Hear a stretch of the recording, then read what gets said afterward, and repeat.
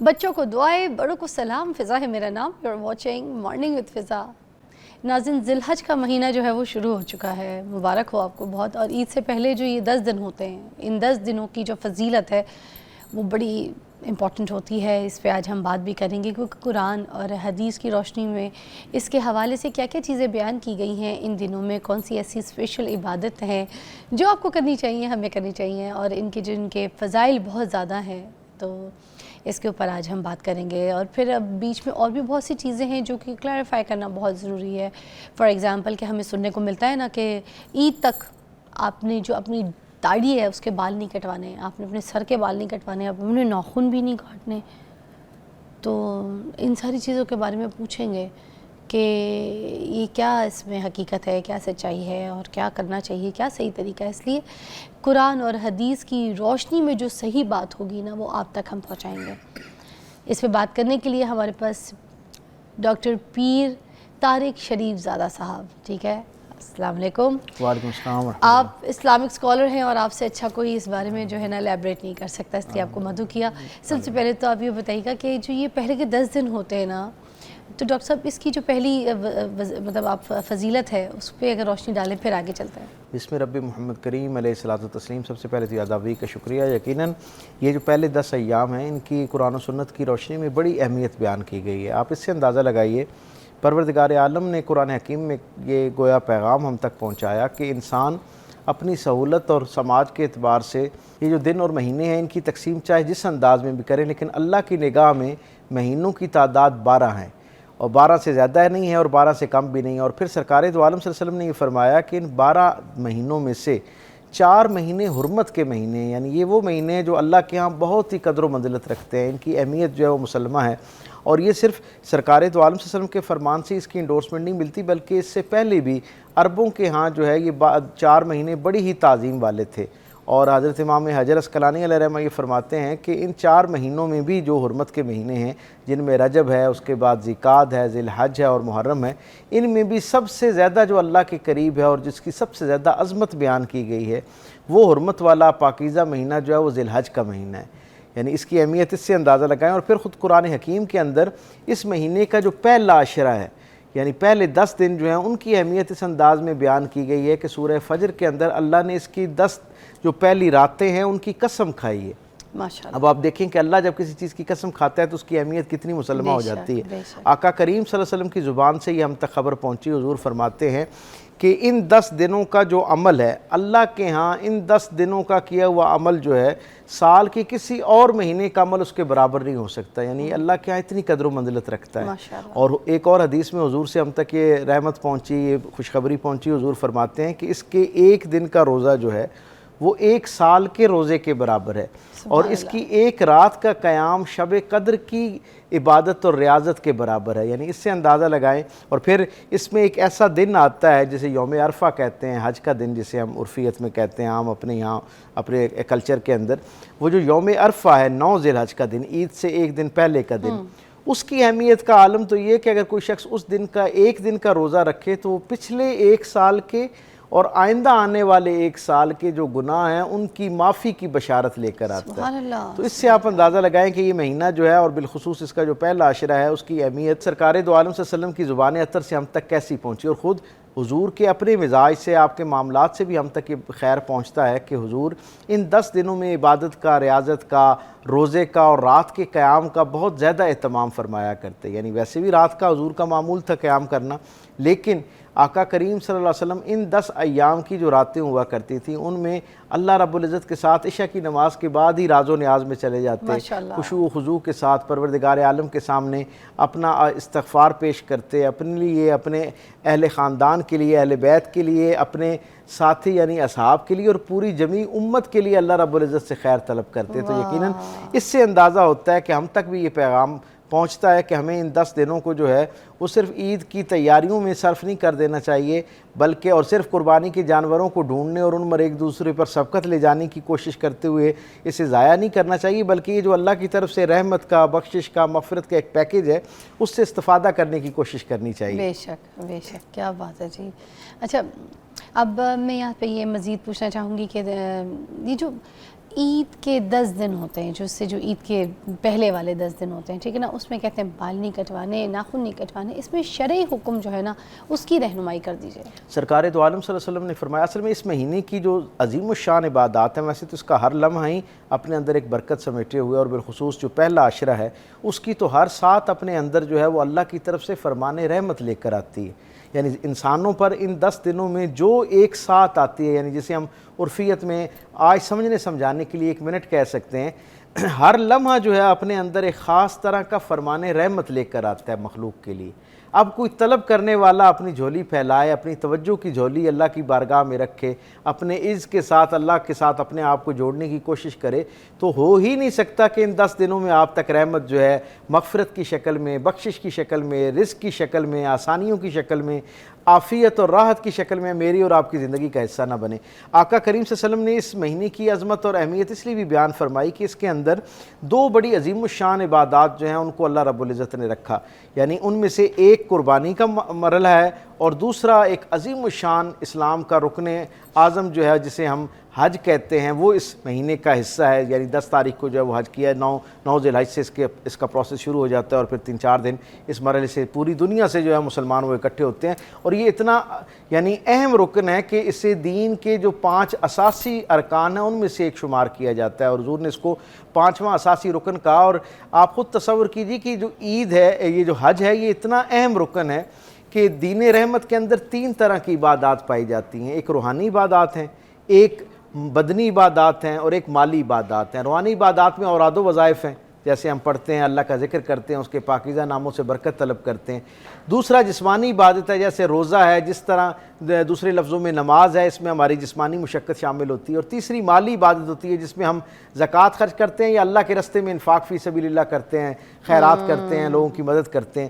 آپ دیکھیں کہ حج اتنی جامع عبادت ہے کہ اس کے اندر یہ تینوں عبادات شامل ہوتی ہیں۔ یعنی روحانی طور پر آپ جب تلبیہ بلند کر رہے ہوتے ہیں، لبیک اللہم لبیک کہہ رہے ہوتے ہیں، تو ذکر اذکار بھی ہو رہا ہوتا ہے، اعلانیہ استغفار اور توبہ بھی پیش کر رہے ہوتے ہیں۔ جسمانی مشقت میں آپ نماز اور روزہ جو ہے اس کو بھی اپنی زندگی کا اور زیادہ اہتمام کے ساتھ ان دنوں میں ایک حاجی جو ہے اس کا اہتمام کر رہا ہوتا ہے، اور شاید ہی کوئی حاجی ایسا ہو جس کی ان دنوں میں نماز جو ہے وہ بر وقت نہ ہو، اپنے وقت پر نہ پڑھ پا رہا ہو، یا روزے سے مستفید نہ ہو رہا۔ اور پھر آخری مرحلہ جو ہے وہ مالی طور پر اپنے گھر سے جب چلتا ہے تو زیادہ راہ لے کر چلتا ہے، اللہ کے راستے میں مال خرچ کرتا ہے، اور نہ صرف خود مال خرچ کرتا ہے بلکہ اپنے عزیز و اقارب پر پیچھے مال چھوڑ کر جاتا ہے، اپنے اہل خاندان کے لیے، اپنے احباب کے لیے، تاکہ زندگی کا باقی جو سلسلہ ہے وہ بھی چلتا رہے۔ تو گویا یہ ایک ایسی جامع عبادت ہے، اور اس کو اللہ نے ذی الحج کے مہینے کے اندر رکھا ہے، اس لیے اس کی اہمیت جو ہے وہ کئی گنا بڑھ جاتی ہے۔ ارے واہ، ایک بریک لیں گے ناظرین۔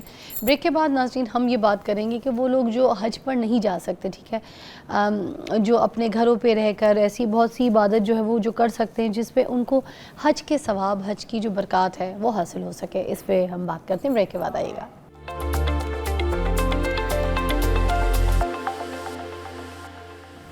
Welcome back, you watching morning with Faza. اور ناظرین ابھی جیسے کہ ہم بات کر رہے تھے کہ کون کون سی ایسی چیزیں جو صحیح ہیں، جو غلط ہے، اور لوگ اس کو سم ٹائمز مت کے حساب سے بھی یوز کر رہے ہیں۔ تو یہ جو ناخن کاٹنے والی بات تھی، بتا دیجیے گا بال اور ناخن کیا؟ جی یہ بڑی اہم بات ہے، اور آج الحمدللہ کچھ وقت سے یہ جو ہے بڑی راسخ بھی ہے، اور ہمارے ہاں اس کو ایک سوال کے طور پر بہت زیادہ جو ہے نا کریدنے کی کوشش کی جاتی ہے۔ بہت سادہ سی بات ہے، سے کہا جاتا ہے کہ 10 دن پہلے بالکل نہ کوئی ناخن کاٹنے۔ جی ہاں، یہ سرکار دو عالم صلی اللہ علیہ وسلم کی سنت متواترہ ہے۔ سرکار دو عالم صلی اللہ علیہ وسلم نے اپنی زندگی کے اندر کئی برس تک ذی الحج کے اندر اس کا اہتمام خود بھی فرمایا، اور اصحاب کو بھی یہ کہا کہ جسم کے کسی حصے کا کوئی بال جو ہے وہ 10 دن تک نہیں کاٹنا، اور ناخن بھی جو ہے وہ نہیں کاٹنے ہیں۔ اچھا، یہاں ایک بڑی دلچسپ بات ہے، یہ تو اس کے لیے عمومی طور پر تصور کیا جاتا ہے کہ جس شخص نے قربانی دینی ہے وہ اہتمام کرے، لیکن حضرت امام حسن بصری رضی اللہ تعالیٰ عنہ نے جب حضرت علی کرم اللہ وجہ الکریم سے اس کے بارے میں پوچھا، اور انہوں نے کہا کہ اگر کوئی شخص صاحب استطاعت نہیں ہے، باوجود کوشش خواہش کے اس کے پاس اس طرح کی استطاعت موجود نہیں کہ وہ قربانی کر سکے، تو کیا آپ اس کو بھی یہ عمل کرنا چاہیے نہیں کرنا چاہیے؟ تو ایک بڑی دلچسپ اور راز والی بات اس میں آپ کے سامعین و ناظرین کو شریک کرنا چاہوں گا۔ جناب علی کرم اللہ وجہ الکریم فرماتے ہیں کہ جو آدمی قربانی کرنا چاہتا ہے اسے تو اس سنت پر عمل کرنا چاہیے، لیکن اگر کوئی شخص قربانی نہیں کر رہا لیکن دل میں اس کی قربانی کا جذبہ ہے، تو وہ اسے چاہیے کہ وہ کم از کم یہ 2 سنتیں لازمی اختیار کر لے، یعنی بالوں کو نہ کاٹنا اور ناخنوں کو نہ کاٹنا. اور پھر آپ اگر کسی کے پاس مطلب استطاعت نہیں ہے اور وہ قربانی نہیں کر سکتا، وہ جانور نہیں لے سکتا، تب بھی 10 دن پہلے کم از کم وہ اس لیے کرے. اور آپ فرماتے ہیں کہ اس کا فائدہ یہ ہے، آپ نے یہ ایک عجیب یعنی خوشخبری اور ایک آسانی ہم تک منتقل کی. آپ کہتے ہیں کہ جو شخص ان 10 دنوں میں اس عمل کو اس نیت سے اختیار کرے کہ مالک اگر میرے پاس مال اسباب ہوتا تو جیسے میں نے تیرے رسول کی اس سنت کو پورا کیا، اسی طرح تیرے رسول کا وہ فرمان کہ تیرے رستے میں قربانی کرنی ہے میں اس کو بھی پورا کرتا. آپ کہتے ہیں کہ جو آدمی جس سال اس عمل کو اس نیت اور دعا کے ساتھ اختیار کرتا ہے نا، اگلے برس اللہ تعالیٰ اس کو ایسے وسائل عطا فرما دیتا ہے کہ اس کے لیے قربانی کو اختیار کرنا یعنی قربانی کو لینا، اس کے لیے مال اسباب اللہ اس کو عطا فرما دیتا ہے، اس کے لیے وہ آسانی ہو جاتی ہے. سو سارے وہ لوگ جو قربانی کرنا چاہتے ہیں اور کسی وجہ سے اپنے مالی معاملات میں اس طرح کشادگی نہیں رکھتے کہ وہ قربانی خرید سکیں، گویا اسے افورڈ کر سکیں، میرا ان کے لیے یہ نسخہ ہے حضرت علی کرم اللہ وجہ الکریم کا بتایا ہوا کہ وہ کم از کم یہ 2 سنتیں جو ہیں ان کو اپنی زندگی کا حصہ بنائیں ان 10 دنوں کے اندر. یعنی اپنے بال کا نہ تراشیں اور اپنے ناخن جو ہیں ان کو نہ تراشیں، اور پھر اس کے ساتھ دعا کرتے رہیں کہ پروردگار عالم ان کے لیے اسباب پیدا کرے. یقیناً اگلے برس سے پہلے جو ہے انشاءاللہ العزیز ان کے اسباب کے اندر اللہ تعالیٰ کو شادگی پیدا کر دے گا. یہاں ایک بات اس حوالے سے میں سمجھتا ہوں جو سب سے زیادہ ضروری بیان کرنے والی ہے وہ یہ ہے، عمومی طور پر ہمارے ہاں جب اس حدیث پر عمل ہونا شروع ہوتا ہے نا کہ لوگ اپنے بال اور ناخن بڑھانا شروع کرتے ہیں تو پھر کیا ہوتا ہے، ہم 10 دن تک ان سے بالکل لا تعلق ہو جاتے ہیں اور ہم کہتے ہیں کہ جی بس کیونکہ ان کو آزاد چھوڑ دینا ہے اس لیے بالوں کو بھی بے ترتیب کر دیتے ہیں اور ایک عجیب حالت بنائی ہوتی ہے اور ناخن جو ہے ان کے اندر بھی میل آ رہی ہوتی ہے. ہمیں یہ پتہ ہونا چاہیے کہ دین رحمت کی جو چند بنیادی اور نمایاں خصوصیات اور تقاضے ہیں بندہ مومن سے، ان میں سے ایک اپنے آپ کو پاک صاف رکھنا ہے، طہارت کے ساتھ رکھنا ہے. اور صرف طہارت جو ہے نا، طہارت کلمہ گو کی ریکوائرمنٹ ہے، مومن ہونے کے لیے طہارت کے ساتھ نفاست کا اہتمام بھی کرنا ہوتا ہے. سو میں ہمیشہ یہ کہا کرتا ہوں کہ جب آپ یہ ناخن اور بال والا معاملہ کریں تو پھر ان کی صفائی کا اہتمام عام دنوں سے زیادہ رکھیں تاکہ آپ سے کسی کو کراہت محسوس نہ ہو رہی ہو، پھر آپ کے لیے جو دیگر صحت کے مسائل ہیں وہ بھی پیدا نہ ہو رہے ہوں. اور گویا اللہ کے رسول کے فرمان پر دونوں طرح سے عمل کرنا ہے، ان بالوں کے بڑھانے اور ناخنوں کو بڑھانے کے حساب سے بھی، اور وہ جو طہارت کا اہتمام کرنا ہے، صفائی ستھرائی کا اہتمام کرنا ہے، اس کا بھی خیال رکھنا ہے. ہمارے نوجوان اکثر میں دیکھتا ہوں کیونکہ میرا زیادہ یونیورسٹیز میں اسٹوڈنٹس کے ساتھ انٹریکشن رہتا ہے تو ہم دیکھتے ہیں کہ کئی بچے بڑے جذبے کے ساتھ ان 10 دنوں کے لیے اہتمام کر لیتے ہیں اور کئی دن پہلے سے ہی بال چھوڑ دیتے ہیں، ناخن چھوڑ دیتے ہیں، اور نتیجہ یہ ہوتا ہے کہ چند دن گزرنے کے بعد ایک فطری تقاضا ہے ناخنوں نے بڑھنا ہے، اس کے اندر اگر صاف نہیں رکھیں گے تو میل بھی آنا ہے، ہماری اس طرف توجہ کم ہو جاتی ہے اور وہی سمجھ رہے ہوتے ہیں کہ ہم عبادت کر رہے ہیں، حالانکہ یہ اللہ کی ناراضگی کا سبب بن رہا ہوتا ہے. آپ نے اس سنت پر بھی عمل کرنا ہے لیکن اس کے ساتھ ساتھ وہ جو سنت متواترہ ہے جس پر حضور نے ساری زندگی زور دیا اور ہر لمحہ جس کی طرف توجہ دلائی، وہ بنیادی طہارت اور صفائی ہے. سو جب آپ اس سنت پر عمل کریں، بالوں کے بڑھانے اور ناخنوں کو بڑھانے کی سنت کو جب اختیار کریں تو صفائی کو بھی اپنے اس ایمانی تقاضے کے تحت اپنی زندگی کا حصہ بنائیں. بے شک، بہت زبردست. اور ابھی تھوڑے سے اور کچھ سوال ہیں جو میں پوچھنا چاہوں گی. جیسے کچھ حج پہ جو لوگ ہیں اگر کچھ نہیں جا سکتے، اگر ان کی استطاعت نہیں ہے، استطاعت نہیں ہے تو پھر کیا کر سکتے ہیں وہ، ان کا کیا؟ دیکھیں حج کے لیے نا یہ کیونکہ مالی عبادت ہے، اس کے اندر باقی عبادات تو ہیں ہی ہیں. حج کی جو بنیادی شرائط دین رحمت نے رکھی ہیں ان میں پہلی شرط مسلمان ہونا ہے، پھر عاقل ہونا ہے یعنی صاحب عقل ہو، بالغ ہو، پھر بالغ ہونا چاہیے، پھر آزاد ہونا چاہیے، اور پھر چوتھی شرط یہ ہے کہ اس کے پاس مال، اسباب اور راستے کی آزادی موجود ہونی چاہیے. جب یہ بنیادی شرائط پوری ہوتی ہیں تو پھر حج آپ پر فرض ہوتا ہے، اور حج پوری زندگی میں ایک مرتبہ ہی فرض ہے. لیکن یہ ایک مرتبہ کا فرض اتنا اہم ہے کہ حضور یہ فرماتے ہیں کہ اگر کوئی شخص استطاعت رکھنے کے باوجود یعنی عاقل بھی ہے، بالغ بھی ہے، مسلمان بھی ہے، آزاد بھی ہے اور مالی طور پر بھی فائنینشلی بھی اتنا مضبوط ہے کہ وہ حج کر سکتا ہے اور وہ حج نہیں کرتا، تو حضور فرماتے ہیں کہ اس کا میرے دین یا میرے لائے ہوئے پیغام کے ساتھ کوئی تعلق نہیں ہے. یعنی حضور اس سے برات کا اعلان کرتے ہیں، اسے ڈس اون کرنے کا اعلان کرتے ہیں. سو میں یہ سمجھتا ہوں کہ جو لوگ صاحب استطاعت ہیں انہیں حج کرنا چاہیے، لیکن کس انداز میں؟ ایک حج جو ہے نا وہ ہم پر فرض ہے، صاحب استطاعت لوگوں پر جو ان ساری شرائط کے ساتھ جنہیں یہ صورتحال درپیش ہے. اور ایک حج پورے اہتمام کے ساتھ کرنا چاہیے، اور کوشش کرنی چاہیے کہ اگر وسائل موجود ہوں تو جب آپ کی جسمانی وسائل بھی موجود ہوں، آپ فزیکلی سٹرونگ ہوں، ان ایام میں حج کرنا چاہیے۔ ہم اکثر جب حج پہ جاتے ہیں، عمرے پہ جاتے ہیں، میں کر لیں زیادہ جی ہاں بہت اچھا ہے۔ میں آپ سے عرض کروں کہ ہم جب وہاں جاتے ہیں، اب تو شکر ہے اللہ کا بڑا کرم ہے، کچھ آ گئی اور لوگوں میں ایک نوجوان عمر میں جانے کا ایک ٹرینڈ پیدا ہوا، ورنہ کچھ برس پہلے تک تو یہ معاملہ تھا کہ پوری دنیا سے جو لوگ وہاں پر مسلمان اکٹھے ہوتے ہیں ان میں سب سے زیادہ عمر رسیدہ لوگ ہمارے ملک سے گئے ہوتے تھے۔ یعنی ہمارے ہاں جب لوگ بالکل آخری عمر کے حصے میں پہنچتے ہیں، جب باقی ساری ذمہ داریوں سے ظاہری طور پر فارغ ہو چکے ہوتے ہیں، اپنی زندگی کے سارے تقاضے چیلنجز ان کو پورا کر چکے ہوتے ہیں، جب کوئی کام نہیں رہ جاتا تو پھر ہم حج اور عمرے کے لیے جانا شروع کر دیتے ہیں، اور پھر کیا ہوتا ہے، پھر وہ ہم جو اس کا ایک حق ہے اور ایک جو عبادت سے آپ تک ایک روحانی تسکین پہنچ رہی ہوتی ہے، آپ اس سے محروم ہو جاتے ہیں۔ اسی لیے سرکار دو عالم صلی اللہ علیہ وسلم نے جو صحت مند اور نوجوان عمرے کے لیے آنے والا ہے اس کے ماتھے کو چوما، یعنی اس کا مطلب یہ ایک مدینہ کے صحابی جو دو لوگ جا رہے تھے، یعنی ان کے والد اور وہ ایک نوجوان اپنے والد کو ساتھ لے جا رہے تھے عمرے کے لیے، آقا کریم صلی اللہ علیہ وسلم سے اجازت لینے کے لیے آئے، دعا لینے کے لیے آئے، تو سرکار دو عالم نے ان کے والد سے مصافحہ کیا اور اس نوجوان کے ماتھے پر بوسہ دیا، یہ کہتے ہوئے کہ جو اس عمر میں اور اس طاقت کے ساتھ عمرے اور حج یعنی اللہ کے گھر کی زیارت کا حق تم ادا کر سکتے ہو، تمہارا باپ نہیں ادا کر سکتا۔ یعنی اس سے ہمیں یہ پیغام پہنچتا ہے کہ اگر وسائل موجود ہوں تو پھر زندگی کے تقاضوں کی لسٹ اپنے سامنے مت رکھیں، زندگی کے جو آپ کے معاملات، خواب اور ذمہ داریاں ہیں ان کو بنیاد بنا کر آپ کو رکنا نہیں چاہیے۔ لیکن دوسری طرف یہ بات بھی ہے کہ جو ایک ہمارے ہاں ایک ٹرینڈ ہے کہ ہر سال حج پہ جانے والے کئی لوگ ہیں، ایک طرف اسی معاشرے کے اندر یعنی ایک آدمی ہے جو 30واں حج کر رہا ہے، 35واں حج کر رہا ہے، 15واں حج کر رہا ہے، اور اسی کے خاندان میں اس کی حرمت کے قربت کے رشتوں میں کئی لوگ ایسے ہیں جن کے لیے زندگی کا تانا بانا قائم رکھنا مشکل ہو رہا ہے، جن کے لیے بنیادی جو زندگی کے تقاضے ہیں وہ پورے ہونے مشکل ہو رہے ہیں، تو یقیناً وہ اللہ کی ایک عظیم الشان عبادت ہے، اس کے جانے پہ روکا نہیں جا رہا، لیکن ترجیحات کی کا تعین کرنا جو ہے نا پرائرٹی لسٹ پوری دیانتداری سے آپ نے بنانی ہے۔ اچھا ٹائم میرا کیونکہ ختم ہو چکا ہے، مگر پھر بھی ایک سوال بہت ضروری ہے، مجھے لگتا ہے یہ جاتے جاتے آپ پلیز، مہنگے سے مہنگا جانور خریدتے ہیں، 25 لاکھ تک کا 50 لاکھ تک کا جانور خریدتے ہیں، آپ کو بھی پتہ ہے، اتنے مہنگے جانور لے کے پھر لوگوں کو نمائش کرنا، بتانا، اس کی تصویریں لگانا، لوگوں کو اس کو دیکھنے کے لیے بلانا، محفل رکھنا کہ بھائی آؤ، دعوتیں رکھنا کہ آؤ دیکھو میں 20-25 لاکھ کا جانور لے کر، اس بات کے حوالے سے کیا حکم ہے اسلام میں؟ بہت سادہ اور بڑا واضح حکم ہے۔ میں نہیں سمجھتا اس معاشرے میں کوئی ایسا آدمی ہے جسے اتنے وسائل میسر ہیں، جو عمر کے اس حصے میں اور اس تک یہ بات نہ پہنچی ہو۔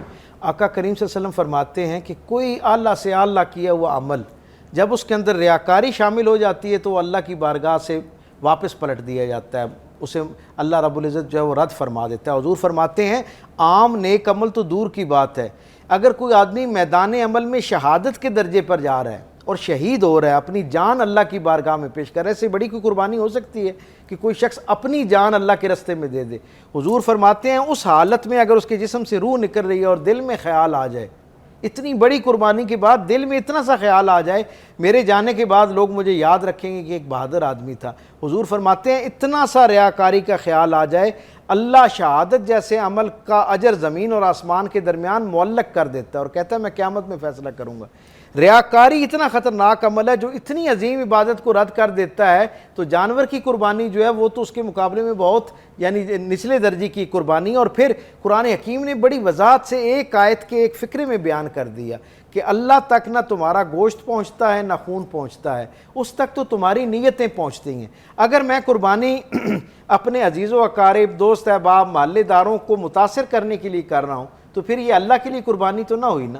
قربانی کا تو اساسی تقاضا ہی یہ ہے کہ اسے اللہ کے ساتھ منسوب کیا جائے اور خالص اللہ کے ساتھ منسوب کیا جائے، صرف اللہ کی رضا حاصل کرنے کے لیے۔ میں یہ سمجھتا ہوں کہ یہ جو اتنے بڑے بڑی مالیت کے جانور جو ہے ان کو قربان کرنا اور پھر ان کو شو آف کرنا، وہ قربانی کی بنیادی روح کو ختم کر دیتا ہے۔ سو اس سے کہیں بہتر اگر کوئی بہت باوسائل آدمی اور وہ یہ سمجھتا ہے کہ وہ اللہ کے راستے میں اتنا خرچ کرنا چاہتا ہے تو پھر ایک قربانی کرے، اور جو باقی مال اس کے پاس بچتا ہے اس سے جو آپ کے ارد گرد دیگر ضرورت مند لوگ موجود ہیں ان تک جو ہے وہ ان کی ضروریات کو پورا کرتے ہوئے اللہ سے ثواب کی امید اور یقین رکھتے ہوئے وہ عمل کرے گا تو اللہ کے ہاں وہ بھی قربانی کے طور پر تصور کیا جائے گا۔ قربانی واجب ہے، اسے آپ ایک قربانی ایک شخص کے اوپر واجب ہے، اسے وہ قربانی کرنی چاہیے اور باقی مال اسباب جو ہیں وہ دیگر ضرورتوں اور تقاضوں کے اوپر خرچ کرنا چاہیے۔ ماشاءاللہ، تھینک یو سو مچ، بہت بہت شکریہ ڈاکٹر صاحب۔ بڑی امپورٹنٹ چیزیں تھیں جو آپ کو آج پتہ چل سکی، اور کچھ ایسے سوال تھے جو میرے بھی دماغ میں تھے، میرے بھی بہت چیزیں جو ہے نا کلیئر ہوئی ہیں، کافی سوال، کافی چیزیں۔ تو پھر آپ بھی ایک بریک کے بعد دوبارہ جوائن کیجیے، ایک اور سیگمنٹ کے ساتھ حاضر ہوتے ہیں۔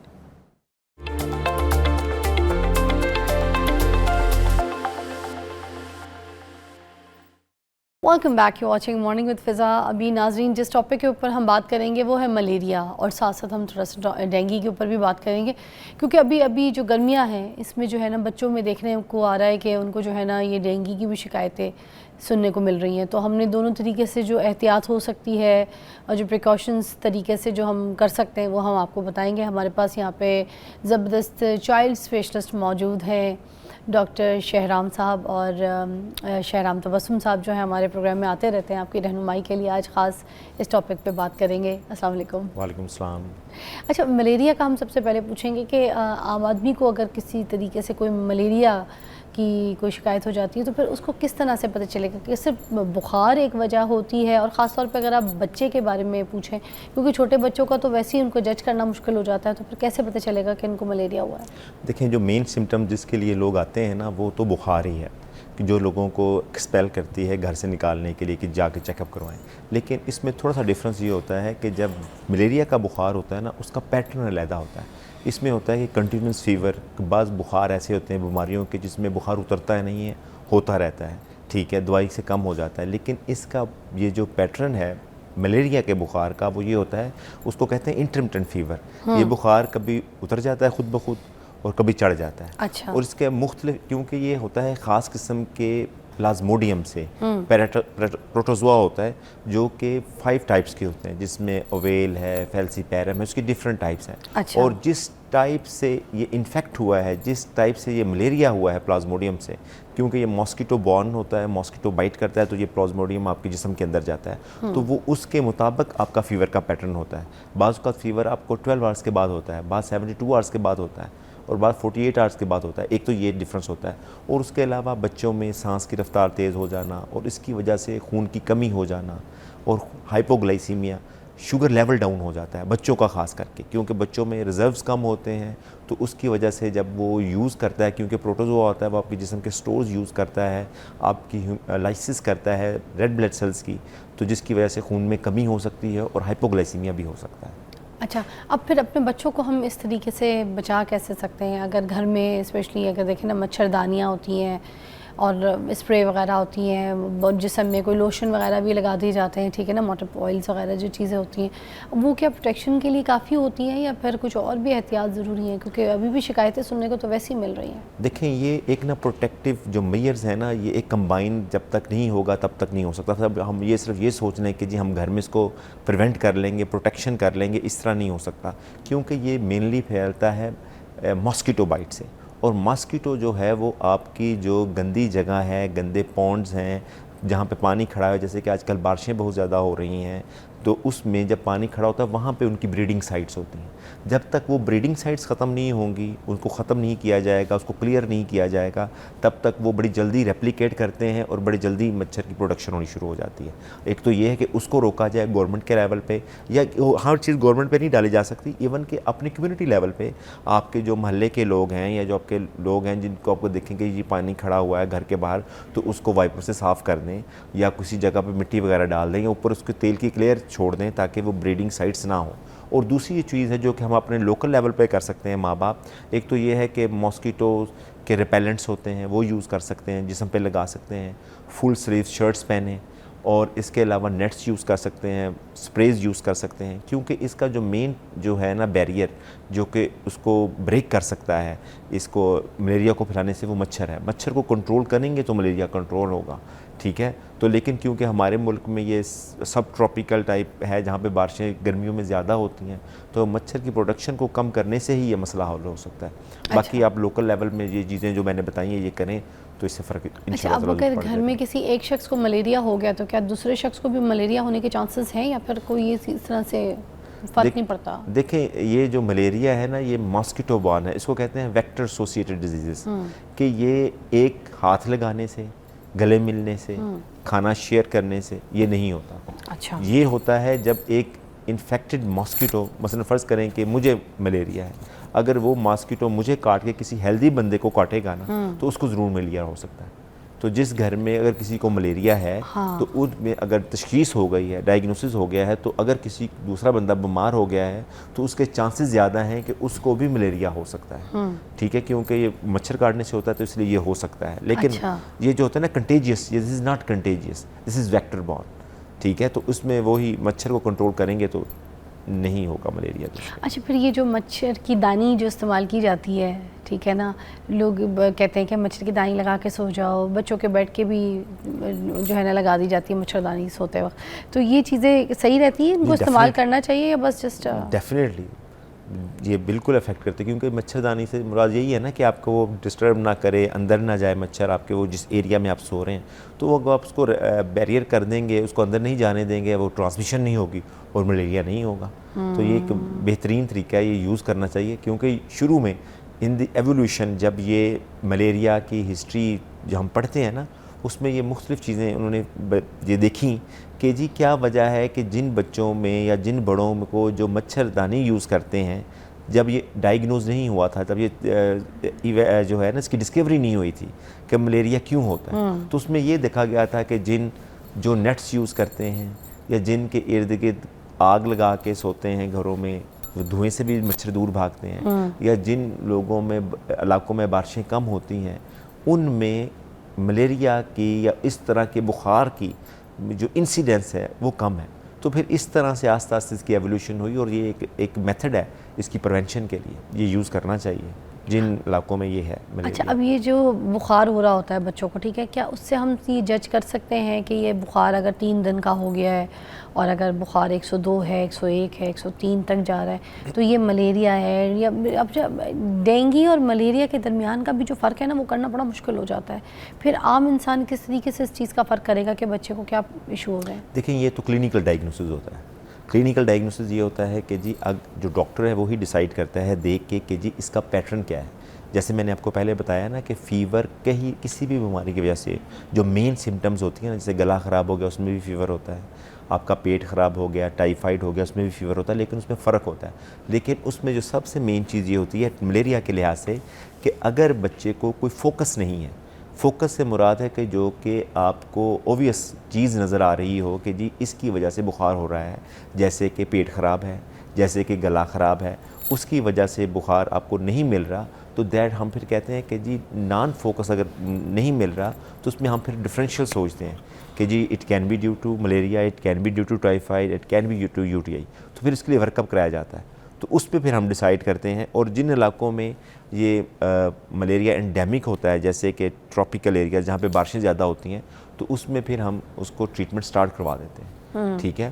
اور رہا ڈینگی کا تھوڑا سا ڈفرینٹ ہوتا ہے, کیونکہ یہ جو ملیریا ہے یہ اور ڈینگی یہ دونوں ماسکیٹو بورن ڈیزیز ہیں, لیکن جو ڈینگی ہے وہ وائرل انفیکشن ہے اور جو آپ کی ہے ملیریا وہ پروٹوزول انفیکشن ہے. جو ڈینگی میں ہوتا ہے نا وہ ہوتا یہ ہے کہ جو ملیریا ہے نا وہ اس کا ایک انکیوبیشن پیریڈ ہوتا ہے, وہ سلولی فیور ایگریویٹ کرتا ہے اور ٹاپ پہ جاتا ہے. لیکن جو ڈینگی کا ہوتا ہے نا اس میں آپ کو sudden onset of fever ہوتا ہے, اچانک فیور ہوتا ہے, آپ کی باڈی پینز اینڈ ایکس ہوتی ہیں, ہیڈ ایک بہت زیادہ ہوتی ہے, ریٹرو آربیٹل پین, آپ کی آنکھوں کے پیچھے بہت زیادہ درد ہوتی ہے. These are the main symptoms of dengue.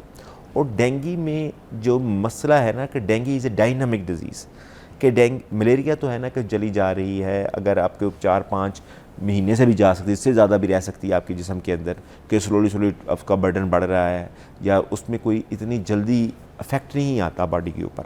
لیکن جو ڈینگی ہے نا اس کو اگر آپ ٹریٹ نہیں کریں گے, اس کو ڈائیگنوز نہیں کریں گے, تو وہ جان لیوا بھی ثابت ہو سکتا ہے. کیونکہ ڈینگی میں 3 فیزز ہوتے ہیں. ایک ہوتا ہے فبرائل فیز, ایک ہوتا ہے لیک فیز جس میں آپ کے جو خون کی نالیاں ہیں نا اس میں جو ہوتے ہیں پورس وہ کھل جاتے ہیں, اور آپ کا جو پانی ہے, جو فلوئڈز ہے, وہ آپ کے پیٹ میں داخل ہونا شروع ہو جاتا ہے, آپ کی پھیپھڑوں میں داخل ہونا شروع ہو جاتا ہے, جلد میں داخل ہونا شروع ہو جاتا ہے, جس کی وجہ سے سویلنگ ہو جاتی ہے. اور جب پانی نالیوں سے باہر نکلتا ہے, ویسل سے باہر نکلتا ہے, تو اس کی وجہ سے آپ کے گردوں پہ، جگر پہ، دماغ پہ، سکن پہ اثر آتے ہیں اور renal failure, liver failure, cardiac problems ہونی شروع ہو سکتی ہیں. اچھا ہاں جی. تو اس میں پھر ہم نے اس کو کہتے ہیں کہ leak phase, this is the leak phase. اچھا. اور ڈینگی میں اور ملیریا میں فرق یہ ہے کہ لوگ ڈینگی میں جب فیور اترتا ہے نا تب خطرے والی زیادہ بات ہوتی ہے. ٹھیک ہے. اس کو کہتے ہیں لیک فیز. وہ ایک پیریڈ ہوتا ہے 10 to 48 hours. ٹھیک ہے. کہ 2 دن کے اندر وہ خطرناک پیریڈ ہوتا ہے کہ اس میں اگر لیک فیز اگر ہے تو اس کو مانیٹرنگ کرنی ہوتی ہے اور وہ داخل کر کے کرنا ہوتا ہے پیشنٹ کو. لیکن اگر لیک فیز نہیں ہے تو پریشانی والی بات نہیں ہوتی.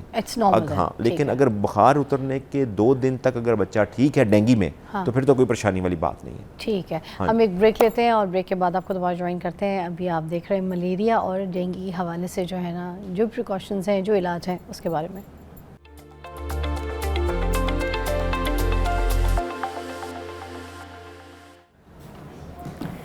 Welcome back, watching morning with فضا. اچھا، ملیریا کے بارے میں ہم بات کر رہے تھے کہ بڑا سننے میں آتا ہے کہ جب ملیریا کسی کو ہو جائے تو بہت زیادہ وامٹنگ ہوتی ہے، بچہ یا بڑا، ٹھیک ہے، تو اس کو وامٹنگ بہت زیادہ ہوتی ہے. اس کی کیا ٹریٹمنٹ ہو سکتی ہے؟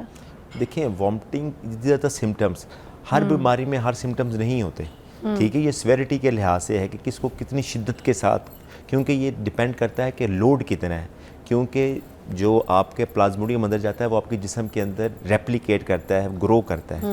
تو اگر اس کی مقدار آپ کے جسم کے اندر بڑھ گئی ہے تو اس کی سمٹمز شدید ہوں گے، اس کا اثر شدید ہوگا. تو اس کی وجہ سے جیسے کہ میں نے پہلے بتایا کہ نا ایک جب بیماری ہوتی ہے نا، فرض کریں گلے کی خرابی ہے تو اس کا اثر آپ کے صرف گلے پہ نہیں ہوتا، آپ کی پوری باڈی پہ ہوتا ہے. اس طرح جب ملیریا ہوتا ہے نا تو اس کا اثر صرف یہ نہیں کہ صرف بخار کی صورت میں ہوتا ہے. اس کا اثر آپ کو خون کی کمی کی صورت میں، آپ کے جسم میں تیزابیت بڑھ سکتی ہے، خون کی شوگر کی کمی ہو سکتی ہے، دماغ کا سیریبرل ملیریا جو کہ موسٹ سیریس کنسرن ہے یہ ہو سکتا ہے. اور اس کے علاوہ آپ کے اسٹمک پہ بلڈ سپلائی کم ہونے کی وجہ سے آپ کی موٹیلٹی ڈسٹرب ہو سکتی ہے، گٹ کی موٹیلٹی، اس کی وجہ سے وامٹنگ ہوتی ہے. تو اس میں آپ کی ڈی ہائیڈریشن ہو جاتی ہے.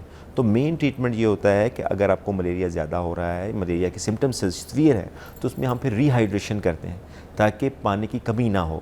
تو اس کے لیے پھر اینٹی ایمیٹک ڈرگز ہیں، اینٹی ملیریل ڈرگز ہیں، وہ دینی ہوتی ہیں تاکہ بچے کو یا بڑے کو، وہ خاص کر کے پریگننٹ فیمیلز کو.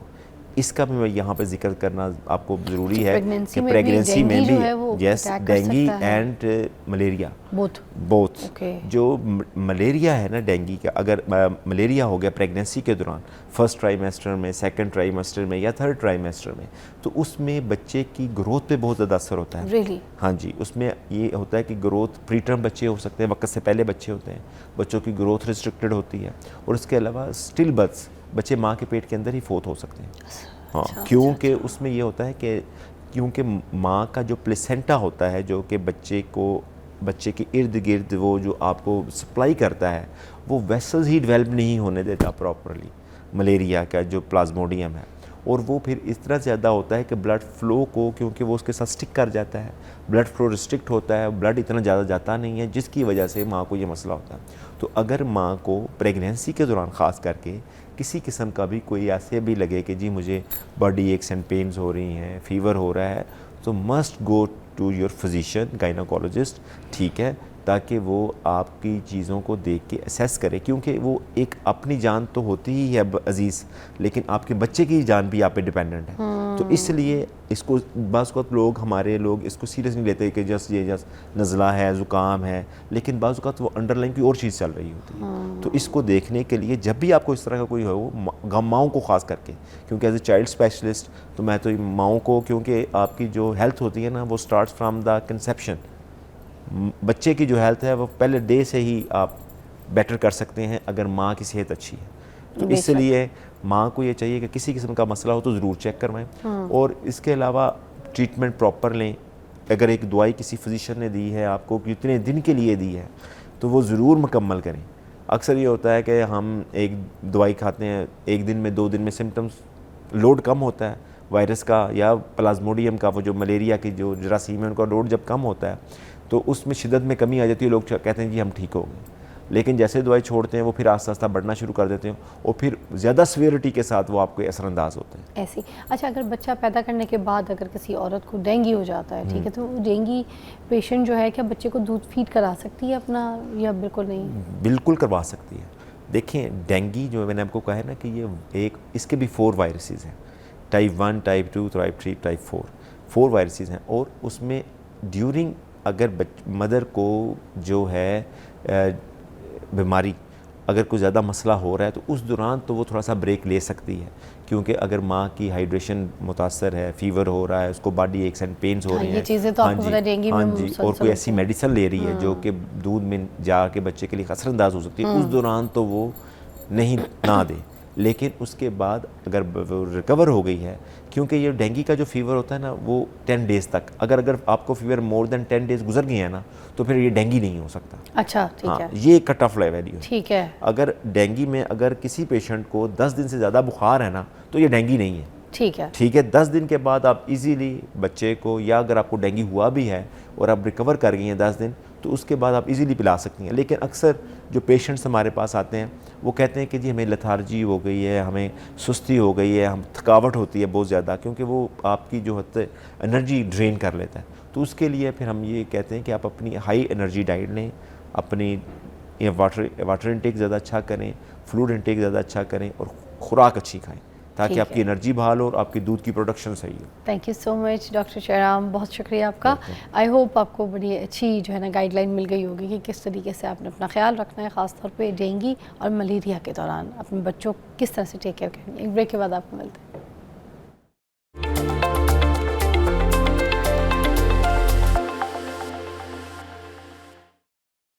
Back you watching morning with Faza. ناظرین, ابھی بڑے امپورٹنٹ ٹاپک کے اوپر ہم بات کریں گے. آپ کو پتہ ہے ڈرگس بڑی عام ہو گئی ہے, اور آپ نے بڑے لوگوں کے بارے میں ابھی سنا بھی ہوگا, جیسے کہ ابھی ایک ریسنٹ حادثہ جو چل رہا ہے جس میں انمول پنکی کے بارے میں بڑی باتیں ہو رہی ہیں.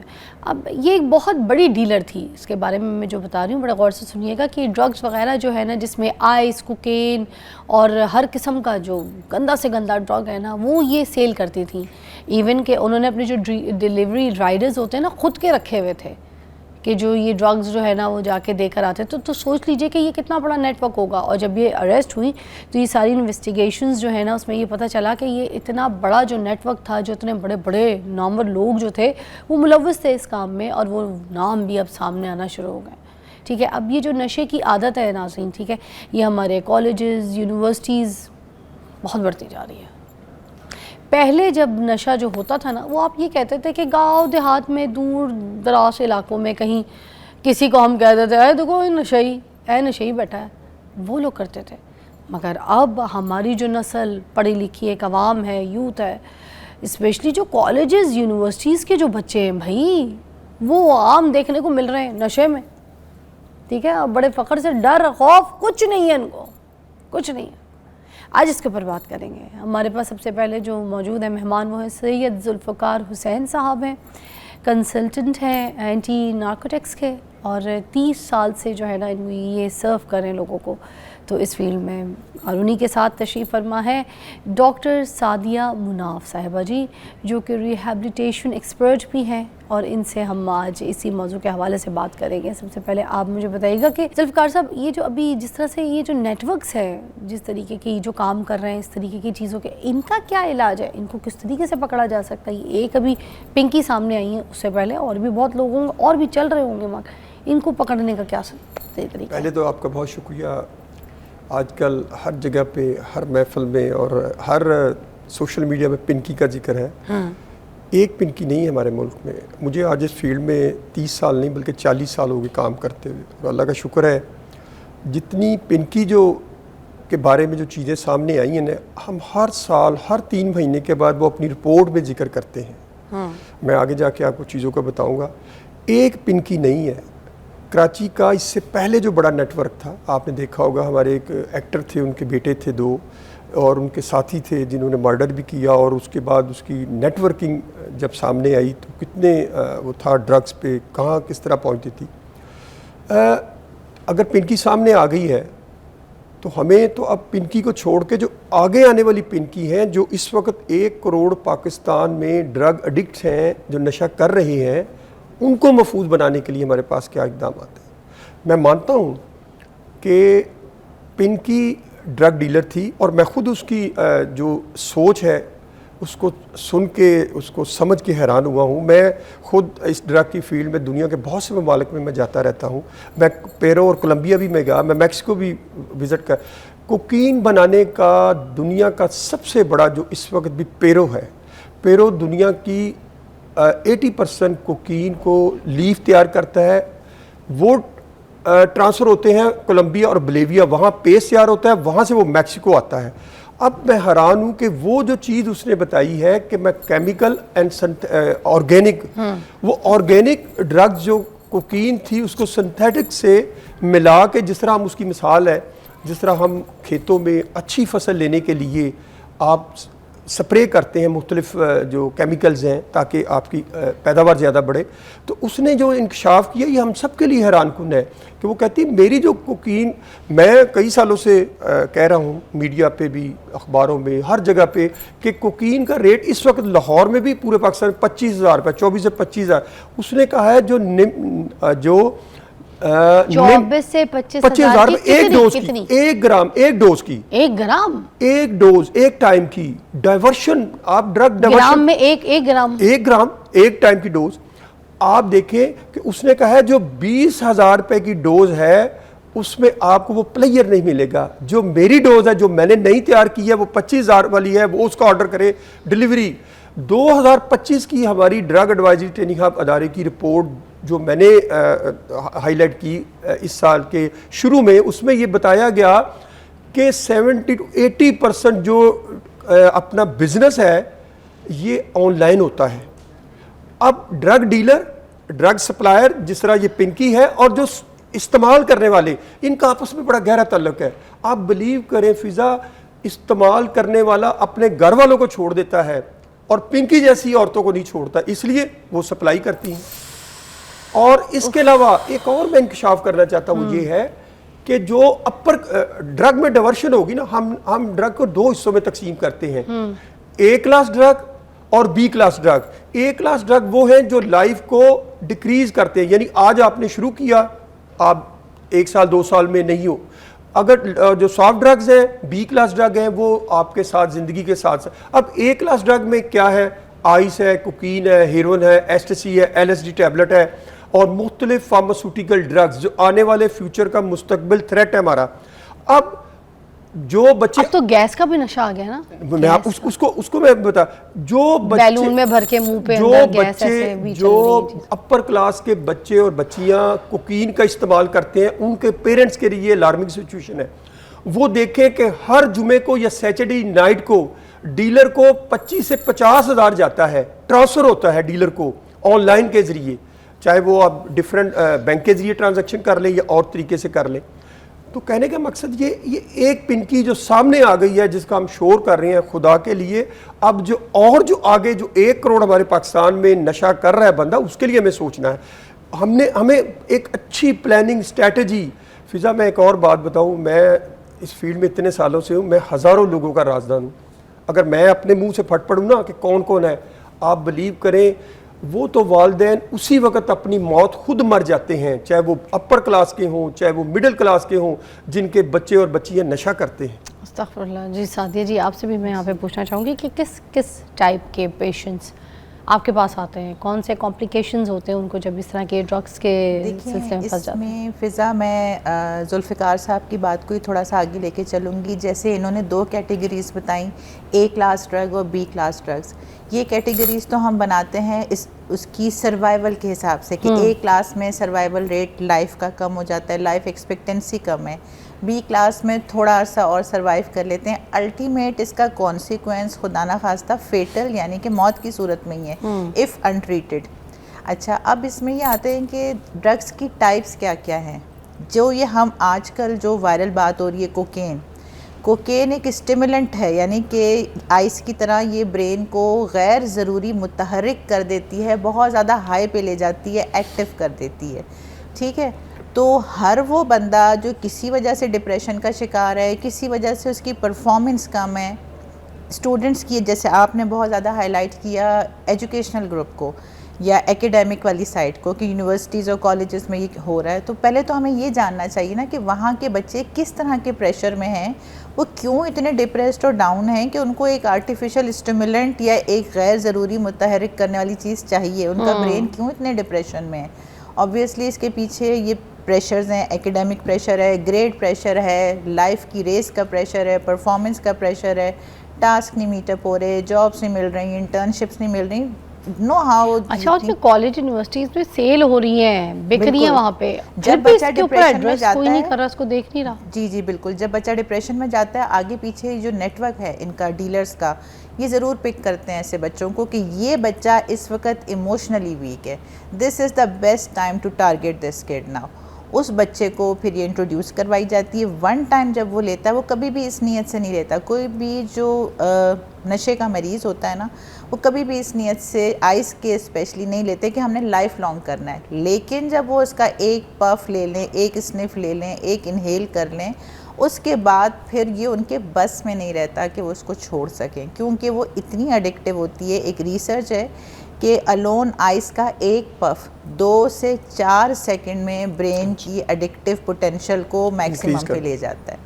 یعنی کہ آئس اتنی کی پاورفل اسٹیمولنٹ ہے کہ 2 سے 4 سیکنڈ، یعنی کہ میری بات بھی شاید اتنی دیر میں مکمل نہ ہو اور آئس آپ کے ایڈکشن سینٹر پہ جا کے نا اتنا ہولڈ کر تو دیتی یہ ایک ڈوز ہی اتنی پاورفل ہوتی ہے. تو اب کوکین اس سے فردر. اچھا اساتذہ جی، ہم کو آگے مزید اس کے بارے میں پوچھتے رہیں گے. ایک بریک لیتے ہیں، بریک کے بعد ہم یہاں پہ پھر یہ ڈرگس کے حوالے سے بات کریں گے. آئیے جی.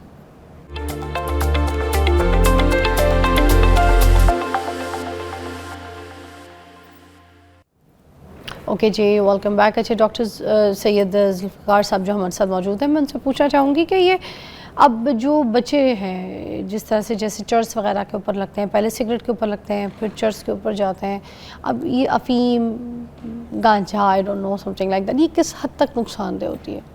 دیکھیں، سب سے پہلے ہمیں یہ ڈیفائن کرنا ہے کہ ایڈکشن ہے کیا. ایڈکشن کی جو انٹرنیشنل ڈیفینیشن ہے، this is a chronic disease, brain disease, long lasting, managed but not curable. And secondly ہمیں یہ بھی چیز دیکھنی ہے کہ addiction is not a disease, یہ بیماری نہیں ہے، یہ عادت ہے. Addiction is not a disease, addiction is a habit. اب ایک بندہ سٹارٹ پہ اسموکنگ کرتا ہے، سگریٹ کا سہارا لیتا ہے، سگریٹ کے بعد اب ویپ آ گئی ہے، ویپ کے بعد دیگر چیزیں، یہ اس کی فرسٹ انٹری ہے. اب آپ نے 10 گرام چرس کا استعمال کیا ہے، وہ آپ نے 3-4 مہینے استعمال کیا، آپ کو پلیئر نہیں مل رہا، آپ نے اپنی باڈی، کیونکہ اینی کائنڈ آف ڈرگس اس کا ریلیٹ آپ کی باڈی کے ساتھ اور برین کے ساتھ کرتا ہے. آپ نے 10 گرام چرس لی ہے، اس کا کوئی مزہ نہیں آ رہا، آپ نے اس کی ڈوز بڑھا دی ہے، آپ نے 20 گرام 3 مہینے کے بعد کہتے ہیں نہیں اب میں اس کو نا شراب پہ آ جاؤں، یہ مجھے پلیئر دے گا، کیونکہ آپ کی باڈی میں وہ ساری چیزیں ایڈ ہو رہی ہیں. وہ شراب سے بھی مزہ نہیں آتا، پھر آپ کہتے ہیں چلے جی میں ہیروئن پہ آ جاؤں. آپ ہیروئن پہ آ جاتے ہیں، وہ بھی آپ کو پلیئر نہیں دیتی، پھر آپ کہتے ہیں جی آئس پہ آ جاتے ہیں.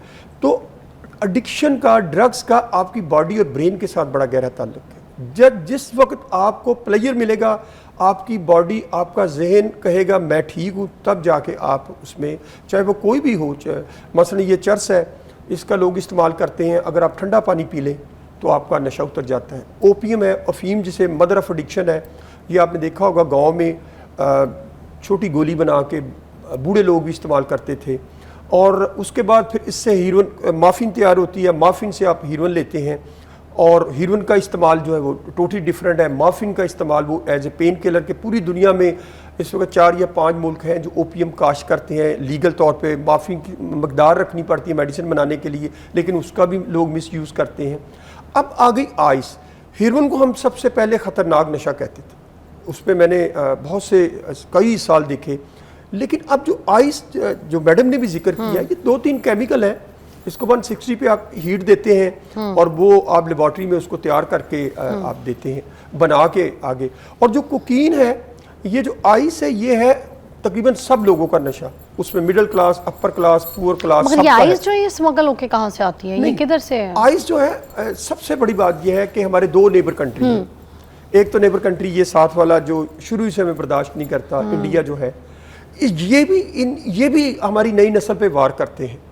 آئس اس طرف سے بھی ہمارے ملک میں آتی تھی. اور پھر سب سے بڑا جو ہمارا نیبر کنٹری، جس کی 2400 kilometre border area between Pakistan Afghanistan, اور اس کا کریڈٹ میں سمجھتا ہوں ہماری پاک آرمی کو جاتا ہے جس نے اس پہ فینس لگا کے اس کو کنٹرول کیا. اوپیم کے حوالے سے, ہیروئن کی پیداوار کے حوالے سے افغانستان دنیا کا نمبر 1 کنٹری تھا, لیکن اب افغان جو لوگ ہیں وہ بھی ڈائیورشن پہ جا رہے ہیں, وہ انہوں نے ہیروئن بنانا کم کر دی, وہ بھی آئس بنانے پہ شروع ہو گئے. وہ مختلف کیمیکل جو جاتے ہیں یہاں سے اسمگل ہو کے گئے یا کسی اور جگہ سے آگے, وہ ایک لگان پودا ہے اس کو ڈرائی کر کے اس میں مکس کرتے ہیں, وہ ایک پیکٹ بنا کے, اور جو پاکستان ہم ہیں ایز اے پائپ لائن کے طور پہ ہیں, یعنی یہاں سے اسمگل ہو کے جاتی ہے, دوسرے روٹ سے جاتی ہے, اور جو نہیں جاتی باہر, جو سٹاپ ہو جاتی ہے, وہ ظاہری بات یہاں کنزمپشن اس کی ہو جاتی ہے. اس کے علاوہ بڑے لوگ جو ہے ایکسپیریمنٹ کرتے, جس طرح پنکی نے کیا. آج کل گوگل پہ آپ کو ہر چیز, آپ چیٹ جی پی کا سہارا لیتے ہیں. آج کل ہماری جو نئی نسل ہے یا بڑے لوگ ہیں چیٹ جی پی سے رہنمائی, اپنی لائف کے بارے میں چیٹ جی پی سے پوچھتے ہیں کہ جی میں نے کل کیا کرنا ہے, میں صبح اٹھوں گا تو کیا کروں گا. تو ڈرگ بنانے کے طریقے بھی آپ کو یہ یوٹیوب پہ سارا کچھ پڑا ہے, لوگ اس سے ایکسپیریمنٹ کرتے ہیں. میں اس کی مثال دینا چاہتا ہوں. میرے پاس ایک کیس آیا لاہور کی ایک یونیورسٹی, میں نام نہیں لیتا, بچے فزکس کیمسٹری پڑھتے تھے. تو کیمسٹری میں ایک ٹیچر جو تھا لیکچرار, انہوں نے بچوں سے کہا جی یہ ایکسپیریمنٹ کرتے ہیں اس کے بنانے کا, آئس کا یا کسی اور ڈرگ کا. انہوں نے وہاں تیار کی اور وہ بچے وہ اس پہ لگ گئے. بچے دبئی چلے گئے, وہاں بھی انہوں نے نشہ نہ چھوڑا, کیونکہ والدین کی یہ خواہش ہوتی ہے کہ جی پاکستان سے بچے کو دوسرے ملک ٹرانسفر کر دیں, بھیج دیں, مائیگریٹ کروا دیں تاکہ وہاں نشہ نہیں ملے گا. لیکن جب وہ واپس یہاں آئے تو مجھے ایک حیرانی ہوئی دیکھ کے کہ وہ ہیروئن کا استعمال ایک نئے انداز سے کرتے تھے. انہوں نے ٹیبل پہ ہیروئن رکھی ہوتی تھی اور ٹوتھ پک اس کو پانی لگا کے اپنی آنکھوں, جہاں آپ یہ لینز لگاتی ہیں, یہاں لگاتے تھے. کچھ لوگ اپنے سر کے اوپر یا اپنی باڈی کے اوپر جو زخم ہے وہاں اس کا استعمال کرتے ہیں. تو ایڈکشن کا جو پلیئر ہے, آپ کو جس طرح آپ کھانا کھاتے ہیں, آپ بڑی ہوٹل کی چین میں جاتے ہیں, آپ کو یہاں مزہ آتا ہے, 2 مہینے یہاں کھانا کھاتے ہیں, پھر نہیں یہ مزہ نہیں جی میں فلاں جگہ پہ جاؤں گی, وہاں فلاں روڈ پہ وہاں جا کے میں کھانا کھاؤں گی. اسی طرح ایڈکشن میں بھی یہ ہے کہ جو پلیئر ہے اس کو لینے کے لیے آپ نے زندگی کی ہر چیز کو داؤ پہ لگا دینا ہے. اور میں نے پہلے ایک فکرہ کہا تھا کہ ڈیلر کا اور استعمال کرنے والے کا, ان کا آپس میں اتنی گہری دوستی ہوتی ہے. یہ اپنے ماں باپ کو چھوڑ دیتے ہیں استعمال پینے والے, وہ ڈیلر کو نہیں چھوڑتے. اچھا جی, سعدیہ جی سے یہاں پہ بات کرتی ہوں کہ مجھے بتائیے گا کہ ایک بار جیسے مسئلہ یہ ہوتا ہے کہ کوئی ریہیبلیٹیشن سینٹرز میں اگر کوئی آ جائے تو پھر یہاں سے صحیح ہو کے اگر واپس جاتا ہے اپنے گھر اپنی لائف میں, تو پھر وہ دوبارہ انہی چکروں میں پڑ جاتا ہے. اس کی کیا وجہ ہوتی ہے کہ ایک چیز پہ ٹریٹ کروایا ہے, اس کو رکھا ہے, اتنا ٹائم پیریڈ اس کو لک آفٹر کیا, اینڈ دین جب اپنی لائف میں واپس جاتا ہے تو واپس انہی چیزوں میں. دیکھیں فضا, اس میں سب سے پہلے سمجھنے کی یہ ضرورت ہے کہ ٹریٹ کا ورڈ آپ نے یوز کیا. ہمیں پہلے اپنے معاشرے میں اپنے کلائنٹس کو, اپنے مریضوں کو, ان کی فیملیز کو سمجھانا ہے کہ جسٹ لائک بلڈ پریشر ہے, شوگر ہے, اینی ادر جو بھی میٹابولک ڈیزیز ہے, یعنی کہ وہ ڈیزیز جو ہمارے باڈی کے سسٹمز کے ساتھ انٹرفیئر کرے. ایک تو عام ڈیزیزز ہے نا, نزلہ, زکام, کھانسی, یہ ٹریٹیبل ہوتی ہیں 100%. ٹی بی ہے ٹریٹیبل ہے 100% ہے. لیکن جب ہماری میٹابولک ڈیزیزز ہیں جیسے شوگر ہے, بلڈ پریشر ہے, اسی طرح سے ایڈکشن بھی ایک میٹابولک ڈیزیز ہے, باڈی کے ملٹیپل سسٹمز کو وہ چھیڑ بیٹھتی ہے. ٹھیک ہے, یہ ڈیزیزز ٹریٹیبل یا کیوریبل نہیں, مینیجیبل کیٹیگری میں آتی ہیں. یعنی کہ ان کو ہم نے مینیج کرنا ہوتا ہے اپنی کاؤنسلنگ سیشنز کے ذریعے, کچھ دوائیوں کی سپورٹ کچھ عرصے کے لیے, اور پراپر ایک رجسٹرڈ اور مستند ادارے اور پروفیشنلز کے ساتھ اٹیچ ہو کے. جیسے آپ کبھی بھی تصور نہیں کر سکتے کہ اگر آپ بلڈ پریشر کے مریض ہیں تو آپ پرہیز نہیں کریں گے, آپ دوائی نہیں لیں گے, آپ ڈائٹ نہیں صحیح کریں گے, لائف اسٹائل ماڈیفیکیشن نہیں کریں گے, تو آپ کا بلڈ پریشر دنیا کی کوئی طاقت نہیں ٹھیک کر سکتی. شوگر میں بھی سیم گوز فار ڈائبٹیز. اگر آپ کا لائف اسٹائل نہیں ماڈیفائی ہوتا, ایکسرسائز نہیں کریں گے, ڈائٹ اچھا نہیں رکھیں گے, روٹین اچھا نہیں رکھیں گے, ڈاکٹر کے مشورے پہ عمل نہیں کریں گے, اور وقتاً فوقتاً شوگر کی دوائی, انسولین کو ایڈجسٹ کرانے ڈاکٹر سے رجوع نہیں کریں گے, تو آپ نو میٹر کتنا بھی ٹریٹمنٹ کرا لیں آپ خراب ہو جائیں گے. اب مسئلہ کیا آتا ہے, لوگ بلڈ پریشر اور شوگر کی خرابی کو ریلیپس نہیں کہتے, حالانکہ ہوتا وہ بھی relapse of diabetes and blood pressure episode ہے. لیکن جیسے ہی نشے کا مریض ٹریٹمنٹ کرا کے جاتا ہے, لوگ سمجھتے ہیں اب یہ 0 میٹر نیو بورن بیبی ہو گیا ہے, پہلے جیسے ہی تمام حالات ہو گئے ہیں. حالانکہ جو ادارہ علاج کرتا ہے وہ 25% آف دا ٹوٹل ٹریٹمنٹ ہے. اصل ٹریٹمنٹ تو ادارے سے باہر جانے کے بعد شروع ہوتا ہے, فالو اپ کی صورت میں. فالو اپ کی صورت میں اپنے کاؤنسلرز کے ساتھ باہر جا کے جو چیلنجز آ رہے ہیں ان کو ڈسکس کرنا, ان کی کوپنگ ٹیکنیکس, اپنے لائف اسٹائل کو اچھا کرنا, ایسی کمپنی سے دور رہنا جو آپ کو ٹریگر کرتی ہے, یعنی کہ ایسے کھانے سے ہم دور رہتے ہیں جو بلڈ پریشر بڑھاتا ہے. تو سیم گوز فار ایڈکشن کہ اگر آپ ایڈکشن کسی خاص کمپنی میں کرتے ہیں, کسی خاص پریشرز کی وجہ سے کرتے ہیں, لائف کے کچھ چیلنجز ہیں جن کو آپ فیس نہیں کر پا رہے, بار بار آپ اس چیلنجز کو ایکسپوز ہو رہے ہیں ٹریٹ ہوئے بغیر, تو آپ ریلیپس ہوں گے. اٹس ناٹ کہ وہ ٹریٹمنٹ فیلئر ہوتا ہے, اٹس جسٹ بیکاز کہ ہم پراپر ادارے میں نہیں جاتے جو آپ کو ان تمام چیزوں کی آگہی دیں کہ یہ ایک مینیجیبل ڈیزیز ہے, اس کو مینیج کرنا ہے, لیکن ادارے کا, گھر والوں کا, دوائیوں کا, پراپر کاؤنسلنگ سیشنز کا کافی عرصے اس میں رول رہتا ہے. ہاں پھر یہ ہوتا ہے کہ جب آپ, اگر ہم عالمی ادارہ صحت کی بات کریں تو بیسکلی یہ ایک 27 منتھ کا پروگرام ہوتا ہے جس میں سے جو انڈور ٹریٹمنٹ ہے, داخل رہنے والا ٹریٹمنٹ جس کو اصل کا ٹریٹمنٹ سمجھ لیا گیا ہے, وہ صرف 3 ماہ ہے. اس کے بعد کے 24 ماہ فالو اپ کا ہے, یعنی کہ 2 سال آپ نے مستقل, کبھی مہینے کے گیپ پہ, 2 مہینے کے گیپ پہ چیک اپس پراپر کروانے ہیں تاکہ you get clear out of it, you become sober in your life. Great, ایک بریک لیتے ہیں, we'll be right back.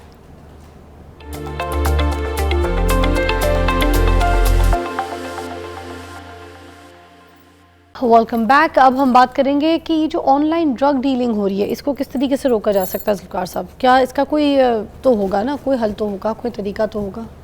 دیکھیں, برائی اور اچھائی کا چولی دامن کا ساتھ ہے, وہ کبھی بھی نہیں آپ اس کو ختم کر سکتے. نمبر 1, ہمارے ملک میں جو لا انفورسمنٹ ایجنسیز ہیں, ڈرگس کے خلاف کام کرنے والی جو بڑی ایجنسی ہے anti narcotics force, no doubt اس کا کام بہت ہی منوں کے نہیں ٹنوں کے حساب سے پکڑنے کے باوجود دیکھ لیں پھر بھی ہمارے ملک میں.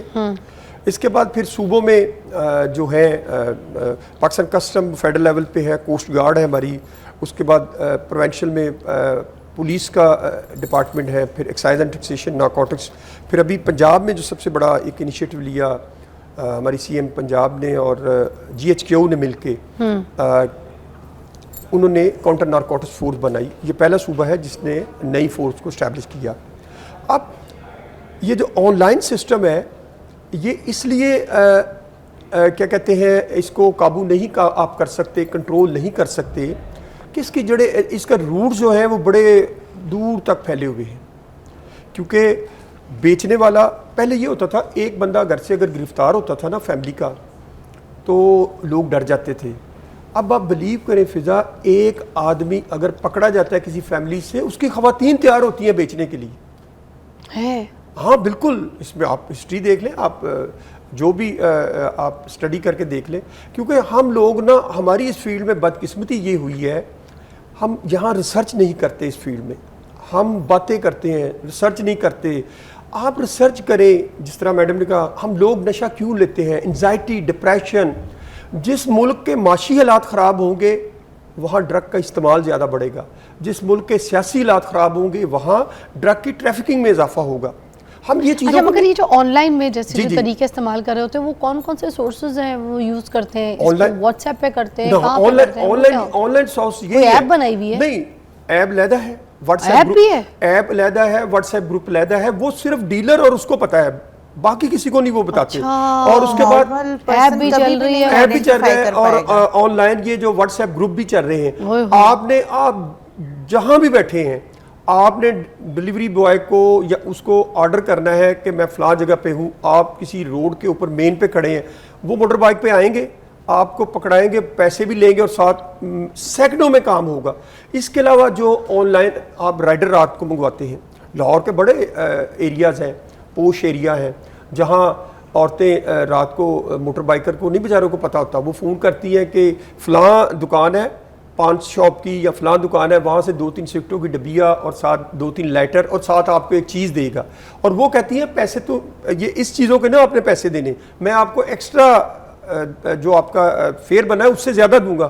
تو ساری بات, ایک موٹر بائکر جو چلانے والا ہے اس کو کیا پتا ہے, وہ تو اس لالچ میں آ جاتا ہے کہ جی 1000 روپیہ 500 روپیہ ملے گا, وہ اسی طرح ڈیلیوری لا کے وہ گھر دے دیتا ہے. اور یہاں تک میں سوری آپ کی بات کو تھوڑا انٹرپٹ کر رہی ہوں کہ کچھ مریضوں میں جو آن لائن ڈیلیور کرواتے ہیں, ایک ریگولر اسٹینڈرڈ پروڈکٹ منگوایا ہے. ڈیلیوری کا طریقہ کیا ہے, اس جیسے ایک شیمپو منگوایا کسی نے, میں اپنے ایک کلائنٹ کا ہی آپ کو بتا رہی ہوں کہ آیا, گھر والوں نے تو شیمپو ہی ریسیو کیا ہے, شیمپو کے اندر ایک پاؤچ کی فارم میں ڈرگ کو اچھی طرح سے انکلوز کر کے شیمپو باٹل میں ڈال دیا, ڈیلیور. اب گھر والے بیچارے پہرے داری کر رہے ہیں کہ کوئی رائڈر ایسا نہ آئے, بچہ کہیں باہر نہ جائے, اور بچے نے تو گھر میں منگوا لی.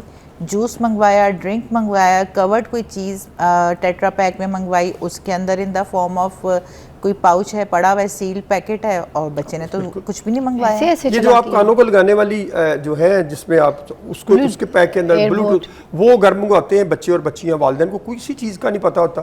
اب دیکھیں اپر کلاس میں یہ جو ایک ٹرینڈ ڈیولپ ہو گیا ہماری نئی نسل میں کہ آپ نے کھانا نہیں کھانا, آپ نے جی کافی ڈیلیور آرڈر کر دینا ہے, آپ نے برگر کا آرڈر کر دینا.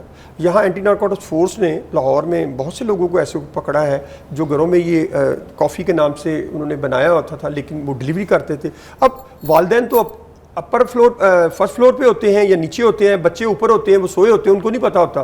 وہ آیا, اس نے آپ نے یہ موبائل ہے یہ بھی سائلنٹ پہ لگایا ہے, آیا جی میں نیچے آ گیا ہوں, آپ نے پیسے دیے اور آپ اپنا مال لے کے چلے گئے. تو یہ سلسلہ اس قدر تیزی کے ساتھ بڑھ رہا ہے, آپ تصور نہیں کر سکتے. جس طرح ہم جدت کے ساتھ پکڑنے کی کوشش کرتے ہیں لوگ, جو ہمارے جو لا انفورسمنٹ ایجنسیز ہیں, اس سے زیادہ نیٹ ورک والے جو ہیں وہ اپنی نئی چیزوں کو سامنے لے کے آتے ہیں مارکیٹ میں نئے طریقے سے. اب ایک بریک لیں گے, بریک کے بعد دوبارہ جوائن کرتے ہیں, یہیں سے پھر آپ یہ بات کریں گے. اچھا, مجھے یہ پارٹیز کے بارے میں بھی بات کرنی ہے. یہ جو پورش علاقوں میں جو بڑی بڑی پارٹیز ہوتی ہیں نا, جہاں پر یہ بہت زیادہ ڈرگس استعمال کیا جاتا ہے, اور وہاں پہ یہ ڈرگس پہنچتی کیسے لوگوں کو, نیبرز کو, جاننے والوں کو, اور جن کو بلایا جاتا ہے ان کو بھی پتہ ہوتا ہے, پھر بھی یہ ڈرگس کی اتنی پروموشن ان پارٹیوں میں کیوں, اور یہ کون کرواتا ہے. بریک کے بعد بات کرتے ہیں.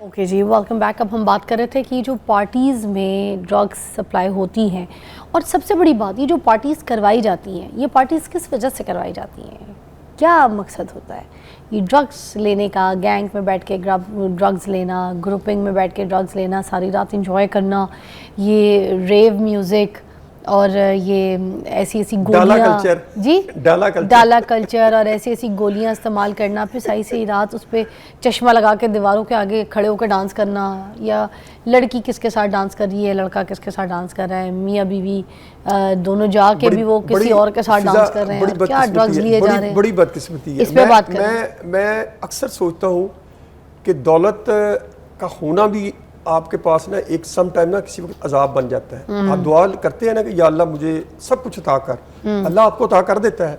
تو جن کے پاس نہیں ہے وہ تو چلیں گڑ گڑا کے دعا کرتے ہیں کہ یا اللہ مجھے زیادہ عطا کر. اب جن کے پاس ہے, اب یہ پارٹیوں کو جو ذکر کیا ہے نا, اس پہ میں نے بڑی ریسرچ کی ہے. لاہور میں 300 سے زائد فارم ہاؤسز ہیں, بلکہ اس سے بھی زیادہ ہوں گے. Burki road, Bedian road, Raiwind road, بیریا, ولنشیا, دائیں بائیں, آپ جہاں بھی چاہے. یہ تو فارم ہاؤسز کی جو ہڈن پارٹیاں ہوتی ہیں گھروں کے اندر. مثلا ایک اپر کلاس کی سوسائٹی ہے, اس کے نیبر کو نہیں پتا میرے ساتھ والا کہاں کون آتا ہے, بس اس کو یہ پتا ہے یہاں گاڑیاں ضرور آتی ہیں. جو فارم ہاؤسز میں پارٹی ارینج کرتا ہے اس بندے کا نام ہوتا ہے, اسے کال کرتے ہیں ڈی جے, نک نیم اس کا ہوتا ہے. اب ڈی جے نے ہی واٹس ایپ گروپ بنائے ہیں, اور واٹس ایپ گروپ میں وہ سارے لوگوں کو اطلاع کرتا ہے کہ آج فلاں فارم ہاؤس میں پارٹی ہوگی. اور جو فارم ہاؤسز ہے بعض اوقات 12 گھنٹے کے لیے بک ہوتا ہے, بعض اوقات 24 گھنٹے کے لیے بک ہوتا ہے, 12 گھنٹے کے لیے عموماً. اب ہوتا یہ ہے کہ آپ نے ایسٹسی ایل ایس ڈی ٹیبلٹ, اب وہ سٹال بھی وہ جو ہوتا ہے نا ڈرگس کے وہی لگواتا ہے. وہ 3-4 بندوں کو فون کر دیتا ہے, شراب والا علیحدہ آ جاتا ہے, یہ ٹیبلٹ بیچنے والا علیحدہ آ جاتا ہے, اسے ایسٹسی ایل ایس ڈی ٹیبلٹ کہتے ہیں. اور سم ٹائم تو جو پہلے پارٹیاں ہوتی اس میں شیشہ اور شیشے کے آکسیجن شاٹ بھی رکھا جاتا تھا, اب یہ نہیں رکھتے. اب یہ جو مین ڈرگز ہیں آئس والا علیحدہ آ جاتا ہے. اب ڈی جے نہیں ارینج کرنا ہے پولیس کے ساتھ, جو لوکل تھانہ ہے اس کے ساتھ, وہ بھی اس کا بھی انٹر لنک ہوتا ہے. ظاہر بات آپ نے اپنے آپ کو محفوظ بھی تو کرنا ہے نا. اب ڈی جے نے جب سب لوگوں کو بتا دیا کہ فلاں اب پارٹی ہو رہی ہے فلاں ڈیٹ کو, لیکن جگہ نہیں وہ بتاتا, ڈسکلوز نہیں کرتا, وہ 2 گھنٹے پہلے بتاتا ہے کہ یہ.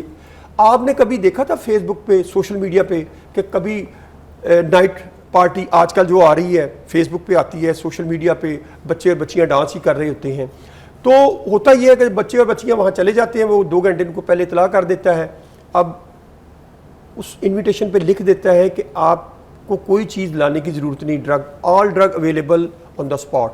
اب بچے اور بچیاں پیسے لے کے, اب جو ایسٹسی LSD ٹیبلٹ جو آپ نے کہا ہے نا وہ گولی کھا کے, وہ 2 قسم کی ہوتی ہیں. ایک ہوتی ہے UK کی اوریجنل جو ہے, اس کا پرائس ہے 3500 4000 بڑھ گیا ہوگا. اب جو پاکستانی لوکل ہے وہ 2500 کی ہے 2200 کی ہے. وہ پوچھتے ہیں آپ نے کون سی برانڈ کی لینی ہے, پاکستانی لینی ہے یا باہر کی لینی ہے. اچھا, وہ اس میں آپ کو پلیئر ملتا ہے نا, سستی مہنگی والے بھی رکھے ہوئے کہ زیادہ اس کی جو پرفارمنس ہے نا اس میں فرق آتا ہے نا. اچھا, اب ایک ٹیبلٹ آپ نے لی, آپ نے 5 گھنٹے لڑکا لڑکی اس لائٹنگ میں, اس ماحول میں, یورپین ماحول میں جو ہم باہر دیکھتے ہیں, اس میں آپ ڈانس ہی کرتے رہتے ہیں, بھنگڑا ہی ڈالتے رہتے ہیں. اب اس کے بعد ہوتا یہ ہے کہ آپ نے جب وہ ٹیبلٹ لی ہے تو آپ پارٹی کے بعد یکدم گھر نہیں جاتے, اور بعض فارم ہاؤسز میں تو کمرے بک ہوتے ہیں جی, آپ یہاں 4-5 گھنٹے ریسٹ کریں, ریسٹ کرنے کے بعد آپ گھر جائیں. اچھا, تو آپ بلیو کریں کہ جب یہ کلچر ہے سب کو نظر آتا ہے. جو آپ نے وہ بات کی نا, اب لاہور کے ایسے علاقے ہیں نا ان میں چلے جائیں نا رات کو, تو آپ کو ہر بڑی گاڑی کے کالے شیشے نظر آئیں گے سائڈوں پہ, اور اس کے اندر دیکھیں پھر کیا ہوتا ہے. سب کی آنکھیں کھلی ہیں فضا, سب کو پتا ہے کیا ہوتا ہے. لیکن میں کیا بتاؤں کہ اب یہ جب ہم شو ڈالتے تھے نا کہ ڈرگز ہے, وہ اس وقت غریبوں کے گھروں میں ڈرگ ہوتی تھی. اب یہ ہوا یہ ہے کہ اب ڈرگ نے اپر کلاس کے لوگوں کو ہٹ کیا ہے, کیونکہ منشیات جو ہے ڈرگ یہ نہیں دیکھتی کس کا گھر ہے, یہ بڑے بندے کا گھر ہے, کسی سیاستدان کا گھر ہے, کسی مولوی کا گھر ہے, کسی بیوروکریٹ, نہ کسی کو, یہ تفریح ختم کر دیتی ہے. فضا میں نے پہلے کہا تھا میں ہزاروں لوگوں کا رازدان ہوں, میں نے ہزاروں لوگوں کا جن کا علاج بھی کروایا, میں نے اپنی گناہگار آنکھوں سے مرتے دیکھا. باپ والدہ, میں گھروں میں جاتا ہوں نا کاؤنسلنگ کے لیے, گھر کے باہر 5 ڈالے کھڑے ہیں, 4 گن مین کھڑے ہیں, میں گھر کی دہلیز کے اندر قدم رکھتا ہوں, ماں بھی روتی باپ بھی روتا ہے, کہتا ہے میری بیٹی کو آئس سے بچا لے. آئس سے کون بچائے؟